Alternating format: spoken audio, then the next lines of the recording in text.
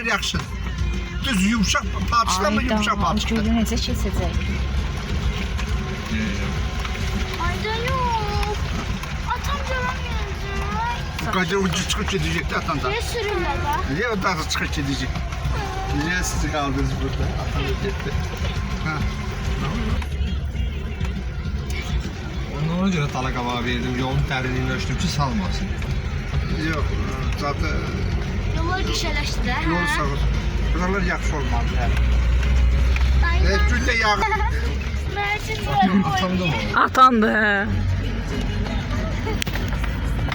Ay. Ay.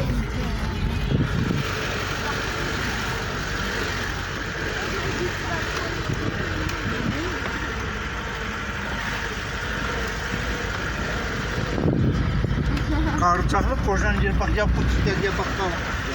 Qarcaqlı qocan yer bak. Yox. Onun burada bir qarcaq zorluğu var.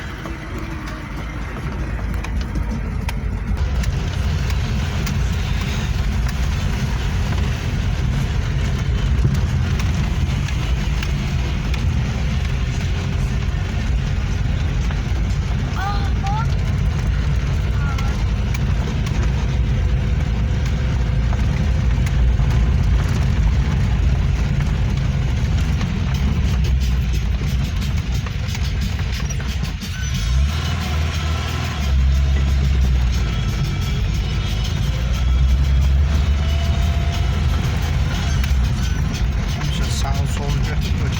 Eşək mənzərələr çəksin.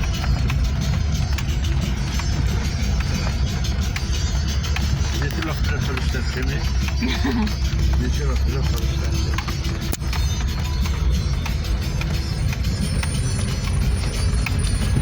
Aynen maşın kilitleyip gelsin de basıra. Gələ bilmir də qız. Ha? O maşın buraya gəlməyəcək. Bu gəlsə bax körpülər tak.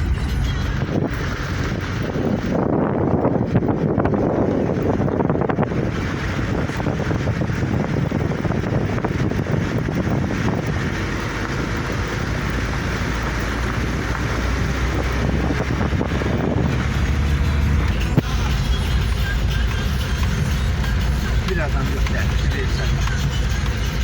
Millet buradan ağaylı. Maşın sürmek.